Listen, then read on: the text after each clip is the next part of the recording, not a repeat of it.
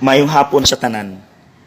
Ang atong ebanghelyo naghisgot kabahin sa pagpakaon ni Jesus sa daghan kaing mga tawo gikan lang sa 5 kapan ug 2 ka isda.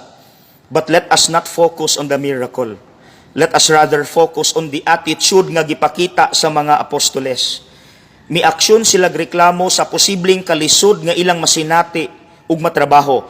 Mautong nangita sila sayon and they suggested, Lord, paadtuan na lang sila sa pikas barangay aron sila maoy mamalit sa ilang pagkaon kay daghan kay silang pakanon. Pero unsay giingon sa Ginoo, kamo maoy mo pakaon kanila. Mga igsuon, kumun kay na nga batasan nato, especially when we talk about family life. Daghan kong madungog nga reklamo, Father, nganong ingon ani akong papa? Nganong ingon ani akong mama? Nganong imperfect akong family? Nganong broken family me? Mga igsuon, kita na hinuoy na sa ilalom, gidatugan sa problema, abi nimo dili na maayo. Kay kita mo'y luoy, kita mo'y ma-stress, kita mo'y magdaot-daot. So ang suggestion ni Lord nga atong buhaton is, kita dapat ang nasa ibabaw to oversee what is happening below.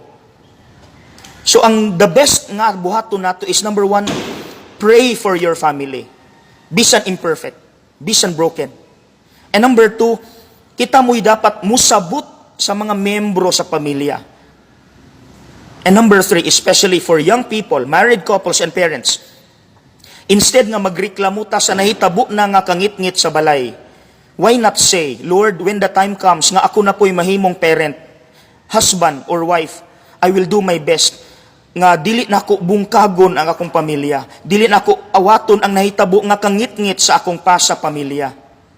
Mga igsuon, it is better to light a candle than curse the darkness.